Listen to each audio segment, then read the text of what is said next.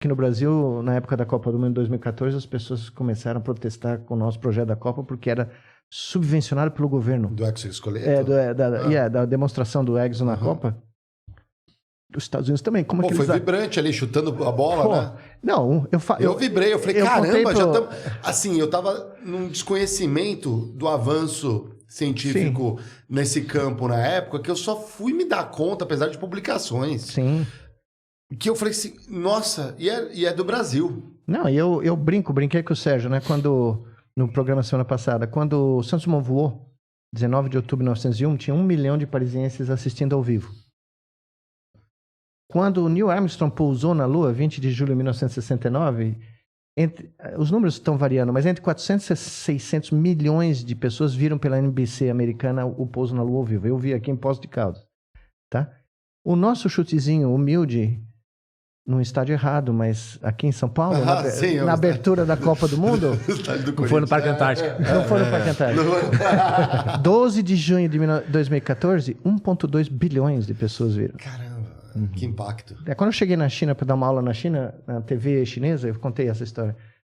O cara me deu uma plaquinha, porque foi no dia 12 de junho, a minha palestra através da televisão chinesa, né? E o cara falou, nós estamos medindo a audiência global, porque a gente tem aqui isso todo. Aí a plaquinha estava lá, na hora do chute, 1,2 bi de pessoas vendo. Então o mundo inteiro, de repente, se deu conta que se faz ciência no Brasil. Né? Quando nós publicamos o trabalho 2 anos depois, mostrando que os pacientes tinham recuperado funções neurológicas parcialmente, não foi completo, mas... Reconstruiu essas... nunca um paciente crônico com lesão medular tinha sido demonstrada a recuperação de funções neurológicas, motoras, sensorial, visceral, até o nosso trabalho, tá? O trabalho saiu na capa do site da Nature. Foram 93 milhões de visualizações, tá? Não era nenhum influencer de pôquer, não era nenhum jogador famoso de futebol americano, brasileiro. Você não fez dancinha? Não fiz dancinha, não comemorei lá com o Davidson faz. Eu nem apareci. 93 milhões de pessoas viram um filme de 1 minuto e meio dos nossos pacientes voltando a andar, sem o Exo. Eles já estavam andando parcialmente sem o Exo, tá? Então foi um auê. Foi capa do Financial Times. O Financial Times não tem nada a ver com neurociência, mas de repente os caras olharam e viram, né? E alguns anos depois, 3 dos meus alunos criaram a Neuralink, né?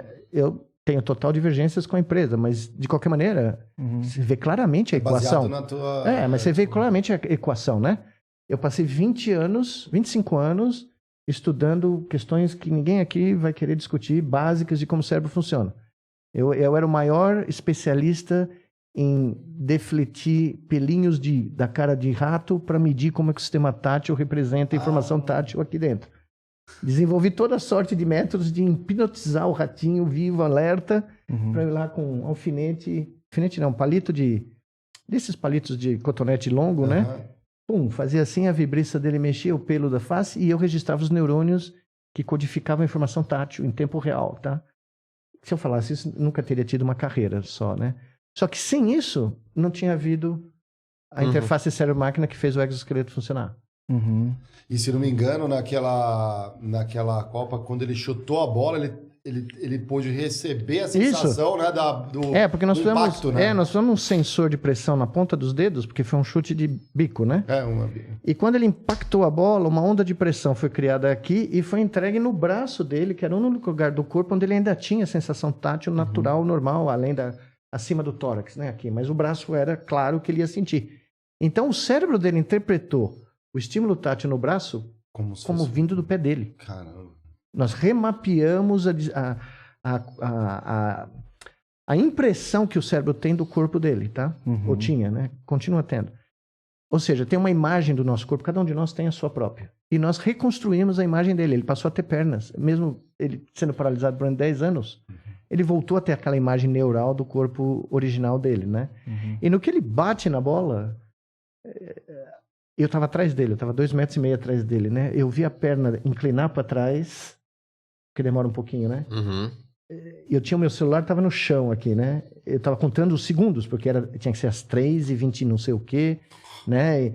E eu tinha passado o ano mais horrível da minha vida, por causa da pressão, né, de fazer um barato desse. Eu tava atrás do cara, o celular no chão, na grama.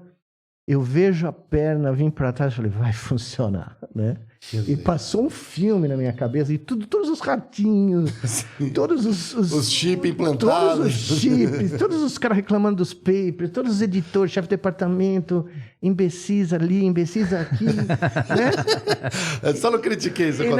E quando a perna do cara, do Juliano, desceu e chutou a bola... Sabe quando você vê o... Não, foram 30 anos da minha vida, né? Tá ali, né? As pessoas, não, mas o cara só chutou a bola, o cara só fez isso. Eu falei, o cara tinha 10 anos de lesão completa medulloespinal, o cara era um atleta olímpico, agora ele é um atleta paralímpico, capaz de ir pra Olimpíada agora. O cara tava numa cadeira de rodas há 10 anos, de repente ele tá de pé, pensando em chutar uma bola... E ele chuta a bola na abertura da Copa do Mundo no país do futebol. Que mais vocês querem? Que ele saísse voando, que ele desse uma bicicleta, que ele desse uma de Rony, né? Rony Bikerson, você conhece o Rony Bikerson? E fizesse o gol de bicicleta na entrada da Copa, né? Não. Mas aí você vê... É que o pessoal às vezes subestima a ciência ou a tecnologia... no curto prazo e superestima a longo prazo, né? Tipo, há 30 anos vai ter carro voador. Mas por isso que eu tô te falando que é arte. O que pode ser mais poético do que um jovem quase... Ele era paraplégico, né? Mas o que pode ser mais poético do que um jovem paraplégico brasileiro usando uma interface máquina para dar um chute da abertura da Copa do Mundo no Brasil? No país do futebol. Nossa. Né? Então... É por isso que eu digo, a nossa cultura nunca abraçou a ciência. Tá? Nós abraçamos a música, nós abraçamos várias outras coisas que são maravilhosas, mas nós nunca abraçamos a ciência como parte do nosso DNA. O pessoal não fica te perguntando por que eu ando na rua e não vejo o pessoal que teve alguma paralisia andando com esqueletos? Por que não encontramos ainda? Assim? Não viram aqui, mas está acontecendo e vai acontecer. Por exemplo, nós fizemos o primeiro protótipo.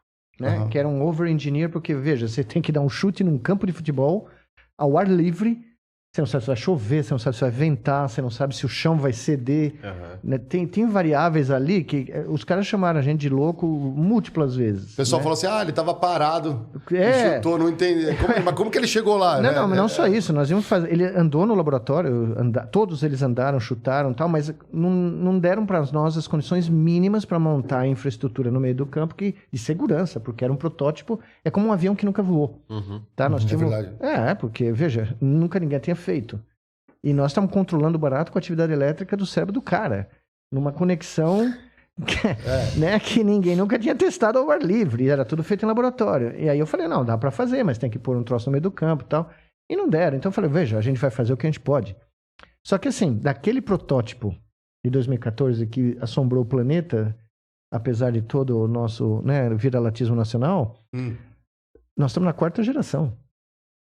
Nós temos hoje o que o Ford, Henry Ford chegaria para mim e falaria, agora você tem o Volkswagen para vender, entendeu? É igual o vídeo que o Geiger colocou da Boston Dynamics, a gente tá nos primeiros claro, ali. Exato, é o que você viu. Só que assim, eu cheguei aqui e falei, eu quero fazer isso no Brasil, eu quero fazer a cadeia produtiva completa, tanto que eu criei um campus do cérebro e tinha ideia de fazer um parque tecnológico de Neurotech lá.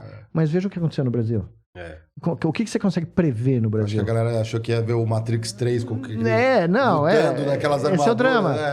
Só que tem outros lugares do mundo que olharam e falaram, não, vem aqui, 10 anos, tudo bem para nós, entendeu? Então daqui a pouco, investe, né? E daqui a pouco vai aparecer e o pessoal fala, uau, e não é que virou?